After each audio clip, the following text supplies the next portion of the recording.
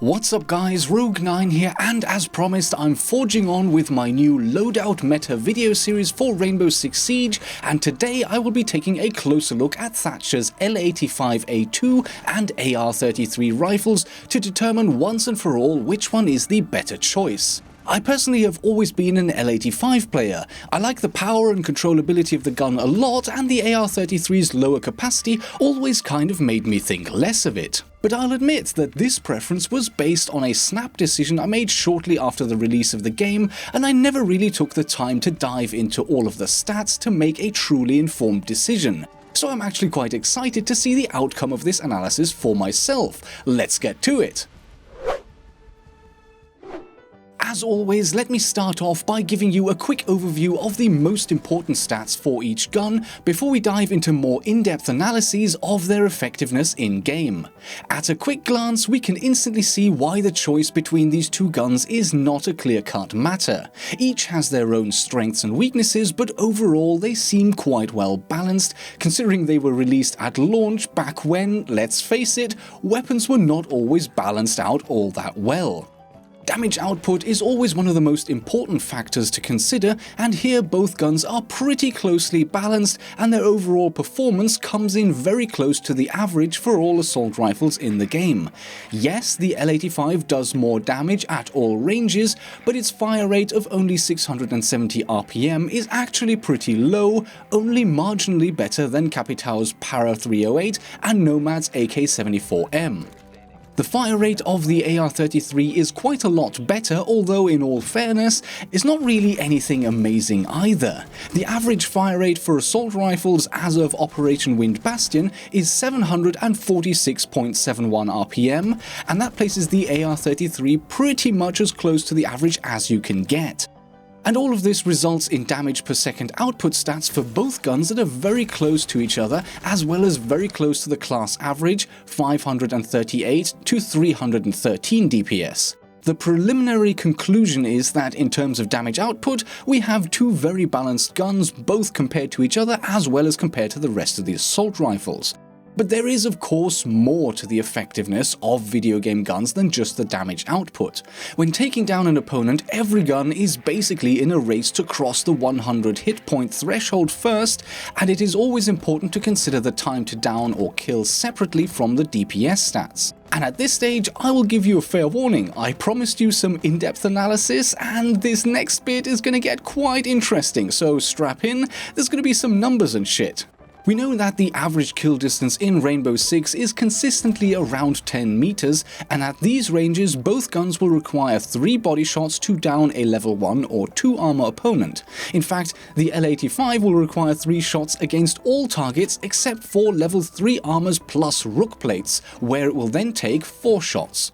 The AR33 on the other hand will take 4 shots against anyone from level 3 armor and upwards, so level 3 or anyone with rook plates basically. At longer ranges, which is 35 meters plus, things actually become simpler since the AR33 will always take exactly 1 more shot to deal with an opponent compared to the L85.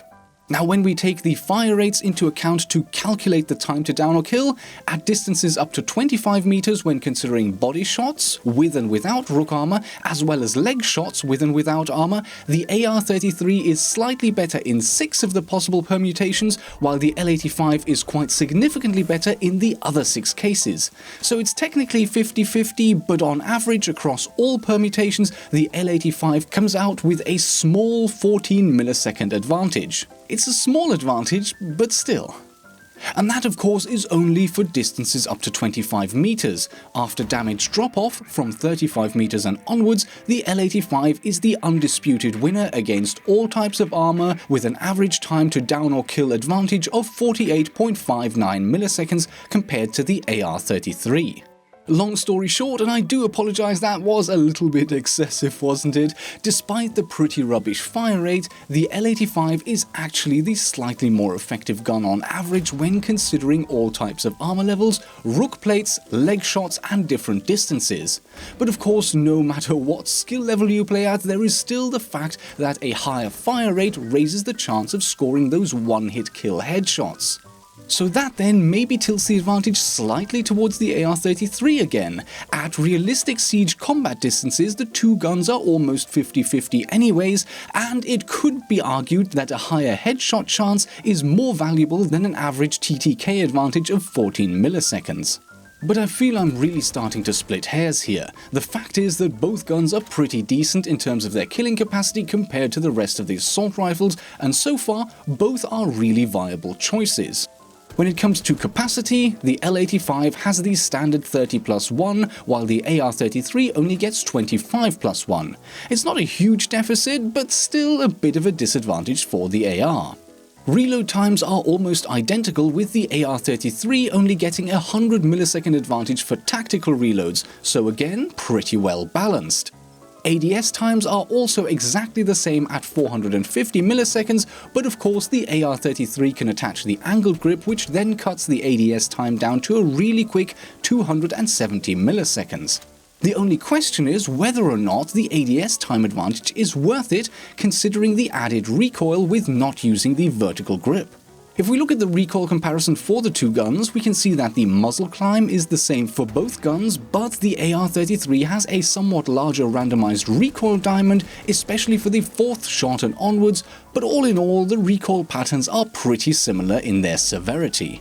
So using the vertical grip on either weapon basically results in recoil that is similarly easy to control, but as you can see in my brief test footage in the background, even with the angled grip attached, the AR33 remains pretty controllable, at least on PC.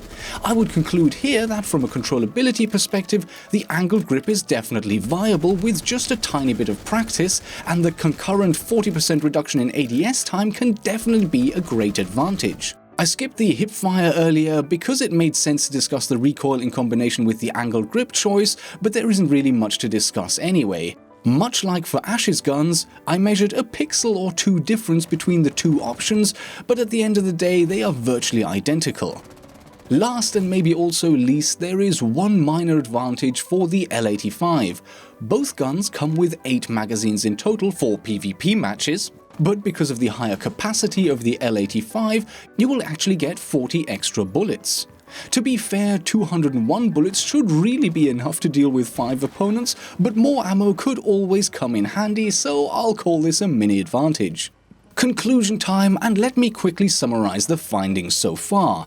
Damage output and time to down or kill up to 25 meters is pretty average for both guns, but definitely better for the L85 at longer ranges. The AR33 gets the fire rate advantage but lower capacity and total bullet count. Reload time, hipfire spread, and recoil are almost identical, as is the standard ADS time, but if you can handle the angled grip on the AR33, you can gain a major ADS time advantage. And that for me is the point that my final recommendation really hinges on. All in all, these two guns are incredibly well balanced, and the trade-off is really better fire rate but smaller magazines for the AR33.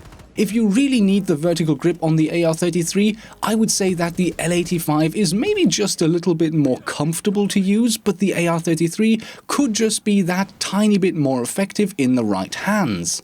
If on the other hand you are comfortable sacrificing some muzzle climb control, then picking the angled grip could just be the advantage that tips the scale decisively in favor of the AR33. I honestly wouldn't have thought it when I started working on this comparison, since the L85A2 has always been one of my favorite guns in the game overall, including on Thatcher. But knowing what I know now, I might just have to give the AR33 with angled grip a serious try, and if it works out, I might just stick with it.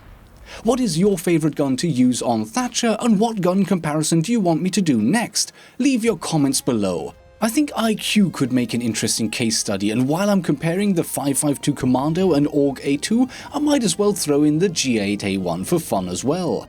Or maybe we should look at some sidearm comparisons next, like the GSH-18 versus PMM, or LFP-586 versus P9.